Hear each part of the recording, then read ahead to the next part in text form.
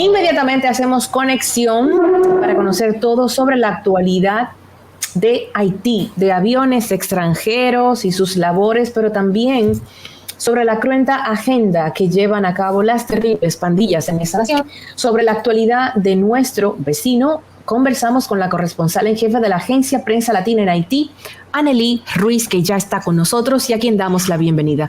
También aprovechamos para saludar al señor Pinky Pintor. Bienvenida, Anneli. Bienvenido, Pintor. Muy buenas tardes, Anneli. Buenas tardes, bienvenida.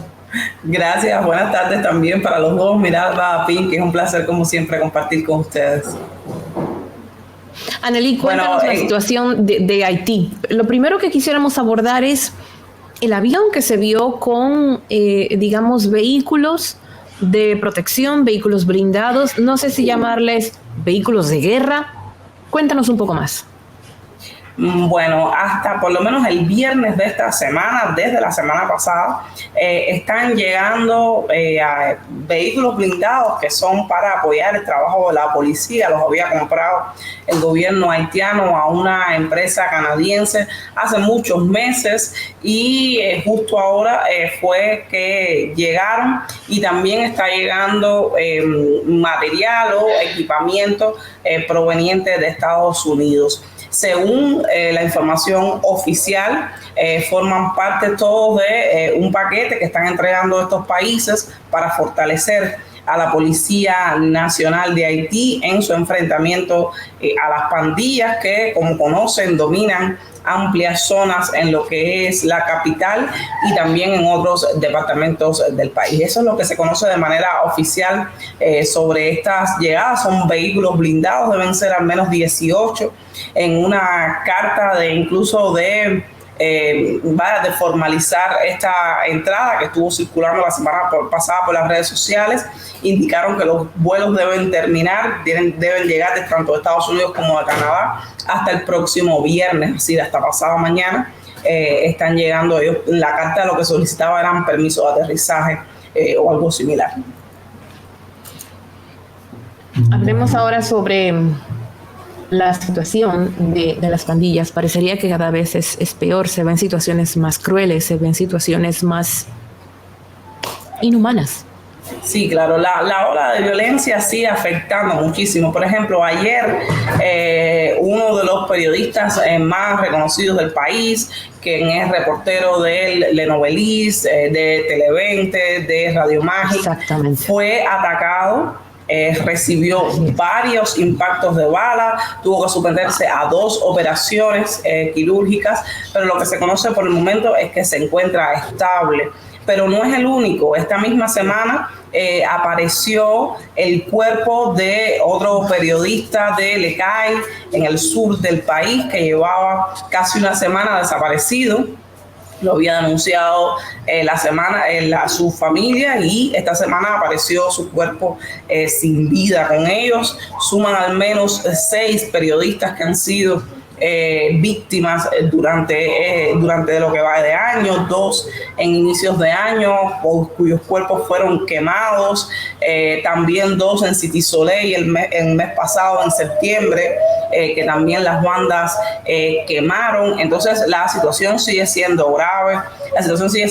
Por ejemplo, con el combustible. Ya han empezado a salir reportes de hospitales que comienzan a quedarse sin oxígeno, porque no existe producción. Si la producción, muchos de los equipamientos que son necesarios para la producción de oxígeno están bloqueados en los puertos, que desde hace un mes y medio no se puede acceder a ellos, por lo tanto comienzan a quedarse sin oxígeno. Y por ejemplo, los privados que son capaces de generar su propio oxígeno necesitan combustible para generarlo.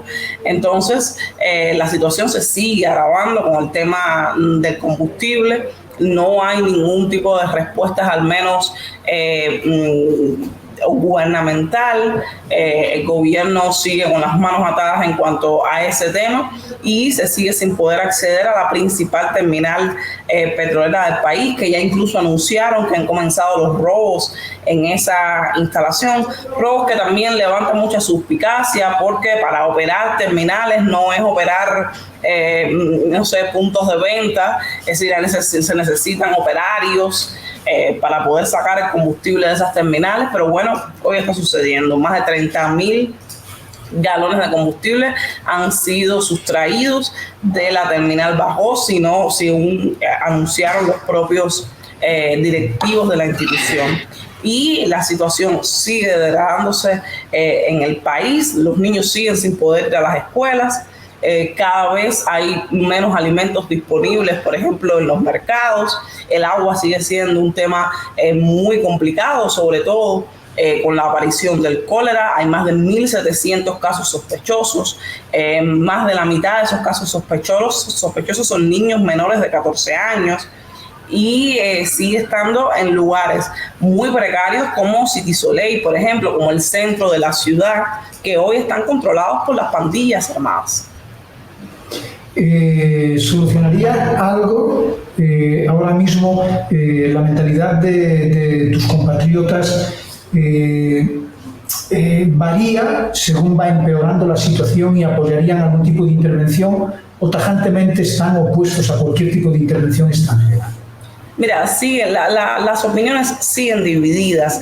Hay un sector de la población que quizás cada vez es mayor, que apoya algún tipo, quizás no es que apoye la intervención, pero sabe que no se puede hacer nada más en la situación del país, que el gobierno no tiene los recursos necesarios para enfrentar estas pandillas.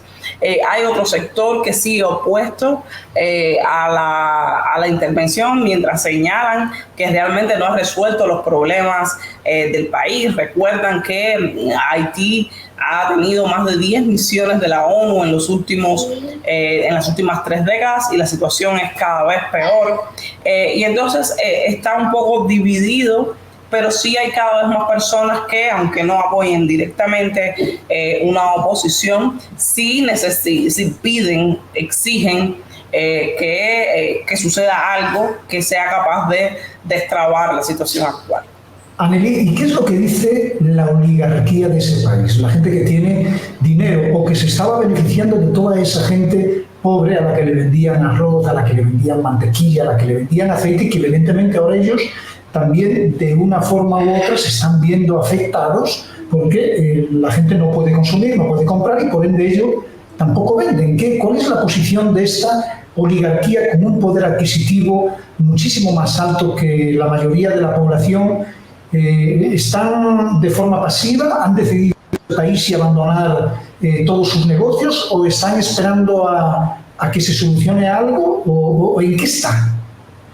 Bueno, un grupo de ellos que forman parte de las cámaras de comercio de aquí, tanto la Cámara de Comercio canadiense, la Cámara de Comercio estadounidense, se posicionaron a favor de una intervención, apoyaron la decisión del gobierno de solicitar el despliegue de tropas extranjeras. También han señalado en los últimos días la urgencia, por ejemplo, de comenzar a cerrar determinadas fábricas que son las que están funcionando, sobre todo las maquiladoras, por ejemplo, y entonces ellos están señalando la necesidad justo de que intervengan, de que estabilicen el país para mantener esos negocios que son los que, bueno, les ofrecen su capital. Sus beneficios. ¿Qué situación más difícil, qué situación como más trágica? Y podemos conversar todas las semanas y quizá no nos salgamos de este círculo vicioso. Nadie aporta una solución, la única que pueden aportar desde fuera es una intervención, porque ¿qué otras soluciones podría haber a la vista? Bueno, aquí siguen insistiendo, por ejemplo, en la necesidad de un acuerdo que todavía no ha funcionado, estuvo a las puertas un poco antes. Pero un acuerdo, o sea, ¿quiénes son los que se tienen que sentar en la mesa y por qué no se sientan a la mesa para hacer caminar ese acuerdo? Ahora mismo existen dos grandes, existen otros, pero bueno, existen dos grandes grupos Uno es el que apoya al gobierno de Ariel Henry, firmó el llamado acuerdo del 11 de septiembre, y otro que es el Grupo Montana, que también está compuesto por cientos de organizaciones sociales y políticas que piden primero no dialogar con Henry. Ellos no aceptarían, de hecho, se lo comentaron al subsecretario de Estado norteamericano que estuvo en Haití hace unos días. Su postura es no dialogar con Henry.